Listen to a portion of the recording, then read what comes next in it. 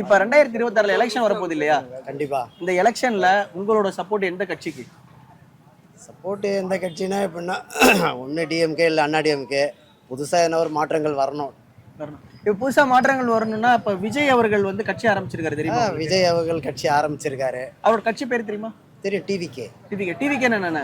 டிவிகேனா தமிழக வெற்றி கழகம். ஓகேங்கண்ணா. உண்மையிலே அது வெற்றி கழகமா இருக்குமா? வெற்றி கழகம் சார், அவருக்கு ஒரு வாய்ப்பு கொடுக்கலாம் சார், அவ்வளோதான் என்னுடைய ஒப்பீனியன். நான் அவங்க சொல்கிறாங்க இவங்க சொல்கிறாங்கலாம் சொல்ல, புதுசாக ஒருத்தவங்களுக்கு ஒரு வாய்ப்பு கொடுக்கறதுல என்ன ஆகிட போகுது? இப்போ வந்து விஜய் அவர்கள் வந்து ஊழலை எதிர்த்து தான் வந்து நான் வந்து இல்லை, அவர் வந்து செய்வார். அதை பற்றி நம்ம டீட்டெயில் இப்போ பேசணும், செஞ்ச பிறகு சொல்லுவோம். என்ன பண்ணுவார் அவரு?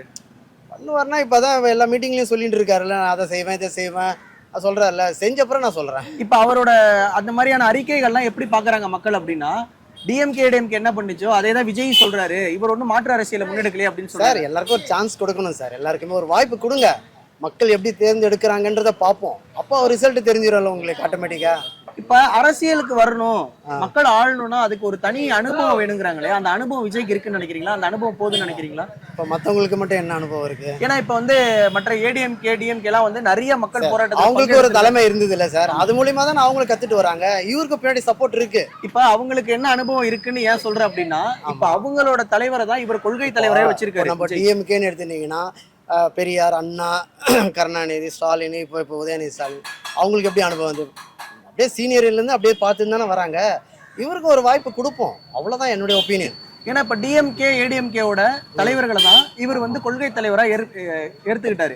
அப்படிங்கிறப்ப கடுமையா இவர் வந்து விமர்சிக்கிறது டிஎம்கேவை. இப்ப டிஎம்கேவோட தலைவர் தான் யாருன்னா அண்ணாதுரை அவர்கள், அவரை இவர் ஒரு கொள்கை தலைவரா வச்சிருக்காரு. அப்படிங்கிறப்ப இப்ப இவர் வந்து பெரியாரையும் பாத்தீங்கன்னா ஒரு கொள்கை தலைவரா வச்சிருக்காரு. அப்படிங்கிறப்ப இவர் வந்து திராவிடங்கிற ஒரு விஷயத்தை எந்த இடத்துலயும் பேச வந்து நம்ம வந்து சீனியர் என்ன கருத்து சொல்றாங்களோ அதை நம்ம நடைமுறைப்படுத்தணும், சரிங்களா? அதை வச்சு இவருக்கு ஒரு வாய்ப்பு கொடுப்போமே, அதான் என்னுடைய ஒப்பீனியன். அது இப்போ நீங்க விஜய்க்கு சப்போர்ட் பண்றதுனால ஒரே ஒரு क्वेश्चन உங்கள்ட்ட கேக்குறேன். சப்போர்ட்லாம் பண்ணல சார், ஒரு வாய்ப்பு தான் கொடுக்குறேன். வாய்ப்பு கொடுக்கணும்னு சொல்றதுனால ஒரு क्वेश्चन கேக்குறேன். இது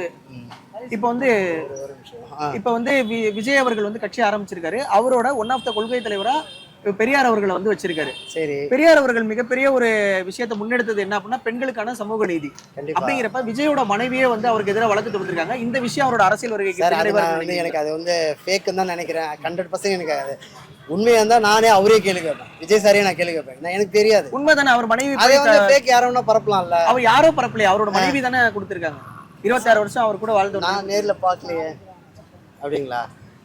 சரி, ஓகே, வாய்ப்பு கொடுப்போம், வாய்ப்பு. அதாவது அரசியல் வேற, அவர் பர்சனல் லைஃப், அதை பத்தி நம்ம பேசக்கூடாது. இப்போ என்னன்னா, இப்போ டிஎம்கே அண்ணா டிஎம்கே தேர்டா ஒன்று வருது, ஒரு வாய்ப்பு கொடுப்போம். That's all.